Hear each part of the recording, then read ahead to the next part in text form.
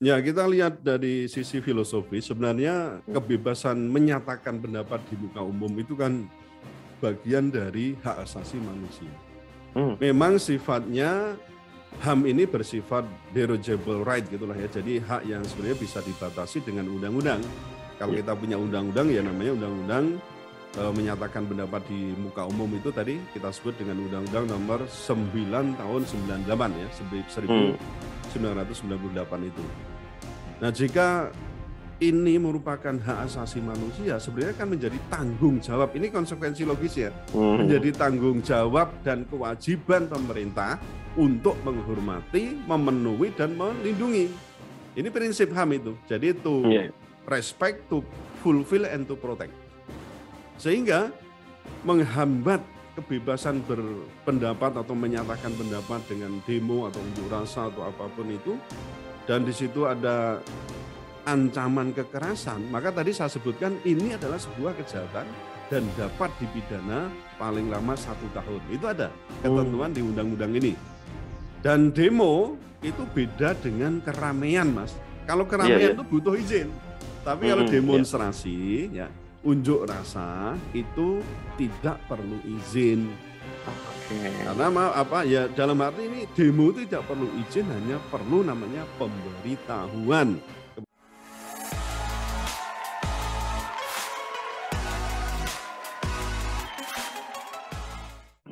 Ya, Assalamualaikum warahmatullahi wabarakatuh, Puan dan Tuan. Kembali lagi di segmen Tanya Profesor di satu-satunya channel yang radikal, ramah, terdidik, dan berakal, channelnya Prof. Suteki. Dan seperti biasa sudah ada di samping saya Prof. Suteki. Assalamualaikum Prof. Suteki. Waalaikumsalam warahmatullahi wabarakatuh. Apa kabar Mas Aab? Alhamdulillah, meskipun kelihatan belum tidur Prof ya. Iya, tapi tadi sudah dari masjid untuk sholat subuh dan juga ada ceramah tentang Sirah Nabawiyah tadi. Oh, Masya Allah, luar biasa. Ya, Prof. Suteki, ini kita mau bahas tentang aksi 11 April besok, Prof. Ini lumayan ramai. Ya. Terlebih ada pemberitaan terkait dengan BEM Nusantara. Ya. Oh iya. Iya. Ini saya bacakan, Prof. Ya, dari pemberitaan. Ya. Jadi usai bertemu Wiranto, BEM Nusantara klaim tak akan ikut demo. Badan Eksekutif Mahasiswa BEM Nusantara mengaku tidak akan ikut demonstrasi menolak perpanjangan masa jabatan Presiden RI Joko Widodo di depan istana pada Senin 11 April mendatang. Koordinator Pulau Jawa BEM Nusantara yaitu Ahmad Marzuki mengatakan pihaknya masih mematangkan kajian terhadap sejumlah isu. Dengan demikian mereka belum akan bergabung dengan aksi unjuk rasa. Kemarin kami sudah konsultasi tapi belum ada kesepakatan ikut, kata Marzuki usai pertemuan dengan Ketua Dewan Pertimbangan Presiden Wiranto di kantor Watimpres Jakarta Pusat pada Jumat tanggal 8 bulan April. Iya, jadi kurang lebih gitu, Prof. Nah ini sebetulnya kan kenapa yang diundang BEM Nusantara bukan BEM SI, ini juga dikomentari netizen, Prof. Iya, ada tweet dari netizen @uyokbek ya. Dia mengetweet kurang lebih kayak gini, Prof. Yang demo BEM SI, ya. Yang ditanya itu BEM Nusantara. Ya. Kalau memang kalau ususnya pernah luka, ya. Jadi otaknya ikut mengselai juga ya, kayak gitu lah. Ya. Luka waktu jadi Menko Polhukam itu ya? Iya, ya. Nah, itu netizen biasanya aneh-aneh ini. Iya. Ya, tapi yang ingin saya tanyakan terkait dengan tanggapan Prof. Suteki mengenai BEM SI dan BEM Nusantara ini, Prof. Monggo, Prof. Ya, saya lalu jadi teringat ada Islam murni, Islam lurus, lalu ada namanya Islam Nusantara. Nah ini mana ini? Ternyata kok ya ada aja semua gitu ya. Iya. Nah saya coba untuk mengulik ya sejarah sedikit ya tentang BEM SI itu kan dideklarasikan di Bogor 24 Desember 2007. Waktu itu kira-kira ada 30 BEM kampus-kampus lah yang ada di Indonesia ini, yang awalnya di situ. Kemudian yang terakhir itu saya mendapatkan berita sekitar kira-kira 150 kampus yang bergabung di BEM SI ini ya. Bukan barisan mak-mak loh ya, tapi ini Badan Eksekutif Mahasiswa itu. Nah, ada kalau di BMS itu ada sekitar 11 koordinator teritorial, Mas. Saya juga mendapatkan info ini, BEM Undip itu menjadi koordinator di wilayah Joglo. Jadi Semar. Joglo itu Jogja, Solo, kemudian juga Semarang dan To itu di Purwokerto ya berarti ya. Ada istilah Joglo Seto itu ya. Nah ini kemudian intinya juga melakukan pergerakan-pergerakan yang sifatnya itu bersifat aliansi strategis gitulah ya, terutama dalam hal untuk menyuarakan kebenaran dan keadilan dan juga mengkritisi kebijakan-kebijakan pemerintah. Nah kemudian juga ada muncul namanya BEM Nusantara itu atau disingkat dengan BEMNUS. BEMNUS itu aliansi atau jaringan badan eksekutif mahasiswa juga, bukan barisan mak-mak militan bukan ya, yang digagas oleh beberapa kasus ini di beberapa regional. Kita mencatat ada yang namanya lingkar mahasiswa. Itu yang pertama lingkar mahasiswa Jakarta Raya, lalu ada Bandung Raya, lalu ada Minang Raya, ada Surabaya dan Madura. Nah ini jadi awalnya begitu, lalu kemudian berkembang menjadi beberapa universitas ya, sampai puluhan lah ya, puluhan universitas yang bergabung. Dan sebenarnya kalau kita lihat ini munculnya sudah sejak zaman SBY itu ya, sudah zaman SBY. Jadi 2000, kalau ini kan sekitar tadi 2005 ya, dan di 2005 itu kemudian ditengarai ada ya, atau ditengarai beginilah, BEM Nusantara itu dicurigai menjadi alat untuk memecah belah gerakan mahasiswa. Jadi dijadikan ini ya tanda kutip ya, dicurigai menjadi alat rezim untuk memecah belah gerakan mahasiswa. Ini yang bisa kita tangkap dan saya lihat anggota-anggotanya itu saya agak heran ini. Ada pemberitaan ini benar enggak, nanti netizen bisa membantah kalau tidak ada. Ini saya mencatat kok malah ada Universitas Muhammadiyah, ada Malang, ada Jember, ada Jakarta, lalu ada Universitas Negeri juga yang dulu mungkin IKIP ya, ada UN Malang, ada Surabaya. Lalu perguruan tinggi swasta lain ada Ibnu Khaldun, ada Bung Karno, ada Unkris dan puluhan lainnya. Nah, ini saya agak tanda tanya juga ini benar enggak ini yang saya baca ini. Jadi tapi yang perlu diketahui di sini adalah memang kalau antara BEM Nusantara dan BEMS ini kan bukan kali ini saja terjadi perseteruan ya, dalam arti versus gitulah ya, bisa diversuskan. Mungkin Mas Aap masih ingat itu kejadian di akhir tahun 2021 yang heboh tentang ini ya, soal TWK tahu ya, tes wawasan kebangsaan KPK itu loh. Ya, sekitar ada 50 sekian lah, 57 orang yang harus hengkang dari KPK, kemudian sekarang kan ditampung di beberapa di Kepolisian Republik Indonesia ya. Nah waktu itu kan sempat juga, jadi BMS itu mengultimatum Presiden Jokowi selama 3 kali 24 jam. Kalau tidak segera membatalkan itu, kami akan turun besar-besaran kan itu. Karena dalam rangka itu untuk supaya KPK tidak digembosi ya, tidak diperlemah begitu. Nah kemudian BEM Nusantara waktu itu dikomandani oleh Dimas Prayoga itu juga berbeda sikap. Justru meminta supaya masing-masing pihak atau seluruh pihak tidak persoalkan polemik tentang KPK itu. Jadi hentikan ini persoalan ini. Artinya di situ jadi versus sejak saat itu gitu. Jadi antara BEM Nusantara dan BEMS sudah terjadi perseteruan dalam arti ya berhadapan-hadapan, berbeda pendapat dan sikap dalam hal menanggapi sebuah isu yang sama. Nah, kini juga begitu, polanya tampaknya sama.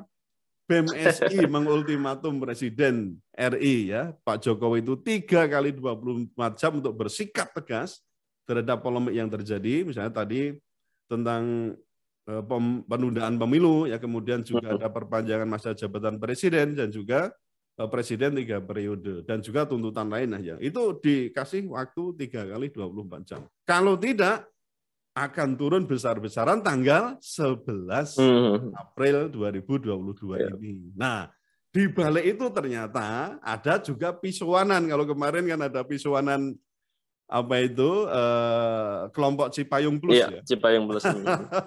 Ke Presiden Jokowi ini juga tampaknya sama nih, ada pisuanan BEM Nusantara sowan ke Watimpres Pak Wiranto, dan dapat tadi sudah disinggung di awal, ternyata memang istilahnya ya BEM Nusantara nggak melu-melu.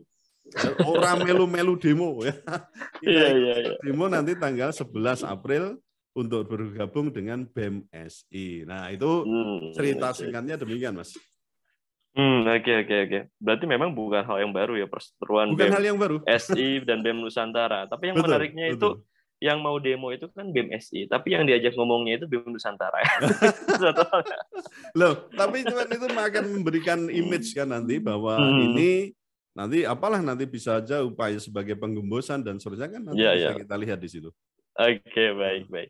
Prof. Suteki, saya juga amatin di CNN Indonesia itu ada berita tentang WA dan medsos koordinator pusat BEM SI yang diretas jelang demo 11 April besok, Prof. Tanggapan Prof. Suteki mengenai peretasan WA dan medsos koordinator pusat BEM SI gimana, Prof?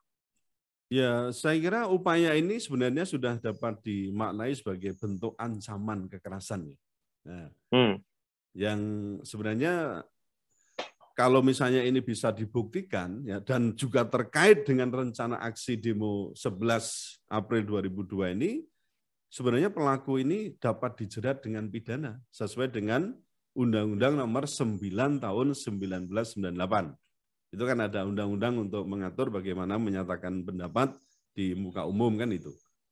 Jadi ini sebenarnya sudah merupakan tindak pidana kalau tahu siapa kan yang meretas kan jelas bisa dilacak itu, apakah itu Menko Polhukam, Menkom Info ya. Ya, misalnya di situ ada ketahuan, sebenarnya bisa dilacak itu. Tapi ya sekali lagi itu kan kewenangan pemerintah. Sebenarnya kalau kita hadapkan dengan undang-undang, ini kalau bisa dibuktikan sebagai ancaman kekerasan, itu bisa dijerat pidana. Dan ini dikatakan di undang-undang ini sebagai bentuk kejahatan, sebenarnya begitu. Lalu selain itu, peretasan tersebut juga merupakan upaya untuk pembungkaman demokrasi. Anda masih ingat Mas ya tentang buku How Democracy Die itu? Iya. Dan saya bisa katakan sebenarnya kayak begini kan bukan hal yang aneh kan. Maksudnya bukan hal yang, maksud saya itu bukan sesuatu yang aneh di masa sekarang ini, di 2 kali periode ini, karena beberapa kali akun saya pun kan punya Facebook gitu ya. Saya punya Facebook sampai puluhan kali saya ganti akun itu, Mas. Nah, jadi soal retas-meretas itu ya saya kira sering terjadi dilakukan, tapi ini sebenarnya sebagai upaya untuk pembungkaman kritisisme dari rakyat. Kalau ini kita bicara yang tadi dari Ketua BMS itu berarti ya membungkam kritisisme mahasiswa. Khususnya tadi kita sebut sebagai BEM ya, BEM SI itu. Padahal BEM itu atau di situ ada mahasiswa kan merupakan generasi penerus bangsa. Bukan hanya sebagai the agent of change ya, kita sering ngomong itu, tapi justru akan menjadi the leader of change itu. Nah, saya ingatkan sekali lagi bahwa kita punya referensi ya, buku yang judulnya How Democracy Die itu, yang dikarang oleh Ziblatt dan Levitsky itu. Disebutkan bahwa pembungkaman media itu termasuk karakter pemerintah yang otoriter, yang itu justru akan membunuh demokrasi itu sendiri.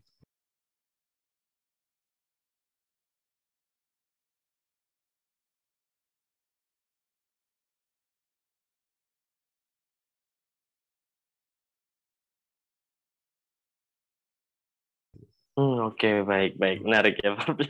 Berarti memang perlu kita waspadai ya, Prof. Pembungkaman itu.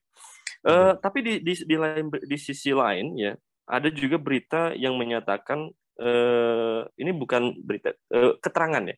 Ada keterangan yang bernadanya itu saya bacanya nadanya agak ancaman nih. Terkait dengan rencana pembubaran ya dari Polda Metro. Kurang lebih Kompas itu menulis berita kalau BEM SI akan demo di Istana Negara 11 April, Polda Metro .2 aksi tak berizin dapat dibubarkan. Ya, ini karena nadanya itu kayak ada ancaman itu. Ya. Bagaimana Prof. Suteki melihat itu? Apakah aksi itu perlu izin atau gimana Prof, prosedur aksi itu? Ya, kita lihat dari sisi filosofi, sebenarnya kebebasan menyatakan pendapat di muka umum itu kan bagian dari hak asasi manusia. Memang sifatnya HAM ini bersifat derogable right gitulah ya. Jadi hak yang sebenarnya bisa dibatasi dengan undang-undang. Kalau kita punya undang-undang ya namanya undang-undang menyatakan pendapat di muka umum itu tadi kita sebut dengan Undang-Undang Nomor 9 tahun 98 ya, 1998 itu. Nah, jika ini merupakan hak asasi manusia, sebenarnya kan menjadi tanggung jawab. Ini konsekuensi logis ya. Menjadi tanggung jawab dan kewajiban pemerintah untuk menghormati, memenuhi, dan melindungi. Ini prinsip HAM itu. Jadi to respect, to fulfill, and to protect. Sehingga menghambat kebebasan berpendapat atau menyatakan pendapat dengan demo atau unjuk rasa atau apapun itu, dan di situ ada ancaman kekerasan, maka tadi saya sebutkan ini adalah sebuah kejahatan dan dapat dipidana paling lama 1 tahun. Itu ada ketentuan di undang-undang ini. Dan demo itu beda dengan keramaian, Mas. Kalau keramaian itu butuh izin. Tapi kalau demonstrasi, ya unjuk rasa itu tidak perlu izin. Karena ya dalam arti ini demo itu tidak perlu izin, hanya perlu namanya pemberitahuan kepada kepolisian dalam waktu 3 kali 24 jam. Itu intinya di situ. Nah, jadi nanti kan ada keterangan-keterangan bahwa setiap misalnya 100 orang pendemo itu harus ada koordinatornya, minimal 1 sampai 5. Itu ada keterangan semua. Dibatasi demo itu jam 18 waktu setempat kan itu sudah ada pembatasan dan itu memang boleh karena memang demi keamanan. Tapi kalau lalu memberikan batasan dalam arti di awal ada persoalan mau dibubarkan kalau tidak ada izin, memang demo nggak ada izin. Itu saya kira salah satu tadi bentuk-bentuk ya merepresi awal itulah ya, dalam arti memberikan warning atau apa. Tapi prinsipnya tadi demo tidak perlu izin, tapi hanya cukup pemberitahuan dalam kurun waktu 3 kali 24 jam. Itu pun sebenarnya kalau dalam praktek kan boleh jadi itu tidak harus 3 kali 24 jam. Tapi ya semua tergantung polisi itu persepsinya gimana. Karena kalau nanti, wah ini kan aturannya 3 kali 24 jam. Kalau belum, karena tidak kurang dari ini, atau kurang dari 3 kali 24 jam itu bisa direpresi. Itu juga nggak boleh semacam itu. Yang justru tugas polisi itu yang mengamankan demonstrasi itu. Oke, baik-baik. Menarik ya. Jadi demonstrasi itu ternyata nggak perlu izin ya, Prof ya. Cuma ya kan ada juga nyanyian itu yang kayak di sepak bola itu. Tugasmu mengayomi, kan itu kan? Tugasmu mengayomi. Pak polisi, jangan ikut kompetisi. Ya, kan gitu. Setuju, Prof. Setuju. Ya, bagi-bagi nyanyi-nyanyi ini gitu ya.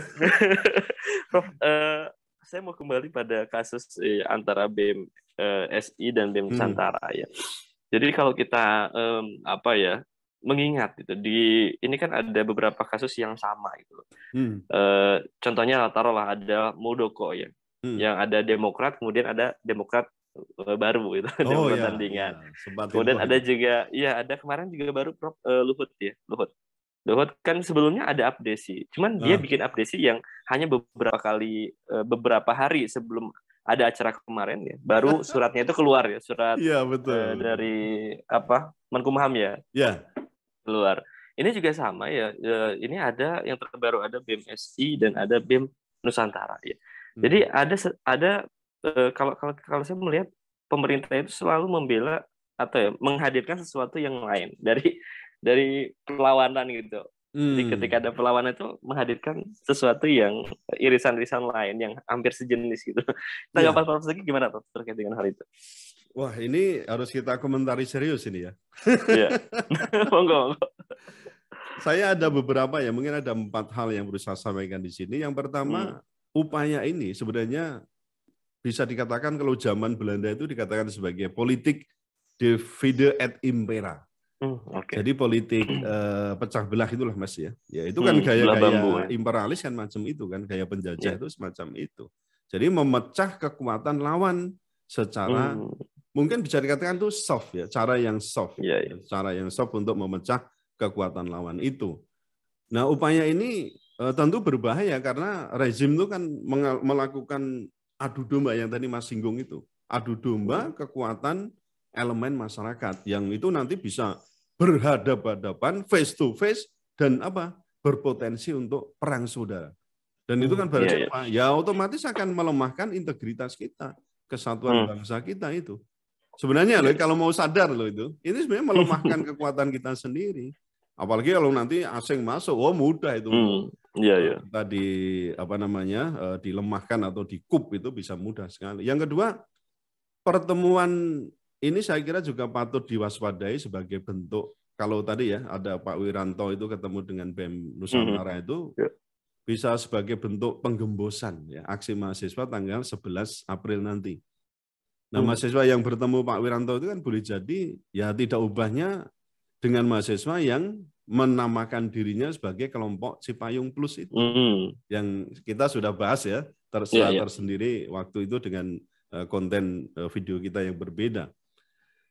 Nah, kemudian yang ketiga, saya kira juga patut kita punya kecurigaan itu bahwa ketika Pak Wiranto itu menerima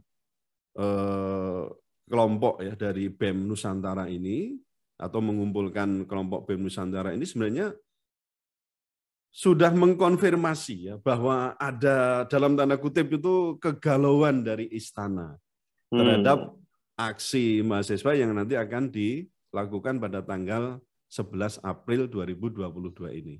Oke. Itu yang ketiga, lalu yang terakhir perlu saya juga sampaikan bahwa mestinya ya begini. Setiap komponen bangsa itu kan seharusnya sadar bahwa lawan kita itu kan ketidakadilan dan juga ketidakbenaran. Kan dua pokok ini yang harus kita sadari itu. Bahwa bahkan malah ada Thomas Jefferson itu ya yang mengatakan jika ketidakadilan itu telah menjadi hukum, maka perlawanan itu menjadi sebuah kewajiban. Nah, atau kalau di kuliah-kuliah saya di Uniol itu selalu ada tagar life oppress or rise up against gitu ya. Kalau mungkin dalam bahasa Arab itu lebih keren lagi tuh Mas. Iskarima au mut syahida kan itu kan hidup mulia atau mati syahid. Mati syahid itu. Nah, memang ini kan merupakan sebuah fitrah ya bahwa setiap manusia itu kan mempunyai keinginan untuk hidup mulia. Apalagi sebagai seorang muslim ya kita tentu punya tugas yang mulia bagaimana kita menjadi yang pertama adalah sebagai Abdullah kan gitu ya, sebagai hamba Allah yang tugas kita itu sebenarnya beribadah, betul ya? Harus. Yaitu tugas kita beribadah, yang kedua ya tugas kita menjadi khalifah, menjadi wakil Tuhan dalam tanda kutip yaitu di bumi untuk apa? Memakmurkan. Nah, memakmurkan itu modalnya dua, ada keadilan juga ada kebenaran. Nah, ketika yang tampak di muka itu justru ketidakadilan dan juga ketidakbenaran, maka apa? Yang menjadi kewajiban kita untuk menghadangnya, untuk melawannya, kan begitu. Nah, sekarang ini kalau nggak salah kan, ya mahasiswa terus ini setelah pandemi itu kayaknya mempunyai slogan begini, pandemi berakhir, saatnya revolusi. Tapi ya tentu kita harus hati-hati di sini ya, kata revolusi jangan sampai kemudian kita maknai sebagai sebuah pemberontakan atau apa, tapi lebih jelasnya pada revolusi akhlak. Bagaimana kita mengembalikan akhlak yang baik tadi untuk konsis pada persoalan kebenaran dan keadilan. Termasuk yang ketidakbenaran tadi, ketidakadilan kan soal penundaan pemilu, ya kemudian perpanjangan masa jabatan dan atau juga bentuk-bentuk keadilan kemarin ada mafia ya di pangan dan seterusnya, itu saya kira adalah bentuk-bentuk ketidakadilan yang karena itu kita harus melakukan perlawanan. Jadi prinsip yang menarik dan saya menyemangati mahasiswa, hidup rakyat Indonesia. Masya Allah, luar biasa, hidup mahasiswa ya. Baik, Prof. Suteki, terima kasih atas jawaban-jawaban dari pertanyaan yang saya lontarkan, dan juga terima kasih pada Puan dan Tuan yang sudah menonton sampai di sesi pertanyaan keempat. Ya, besar harapan kita ya mudah-mudahan demonstrasinya berjalan dengan baik, Prof ya. Dan tadi pesan dari Prof. Suteki ya hidup mahasiswa ya. Iya, hidup mahasiswa, Indonesia. hidup rakyat Indonesia. Masya Allah, luar biasa. Baik Prof. Suteki, terima kasih ya Puan dan Tuan yang nonton video ini. Jangan lupa untuk like, comment, share, dan juga subscribe channel Prof. Suteki ini. Dan saksikan terus video-video kami karena kita senantiasa akan mengulas isu-isu viral ya secara radikal. Ramah, terdidik, dan berakal. Alhamdulillah. Ya, baik, terima kasih Prof. Suteki, terima kasih Puan dan Tuan. Saya pamit undur diri. Assalamualaikum warahmatullahi wabarakatuh. Waalaikumsalam warahmatullahi wabarakatuh.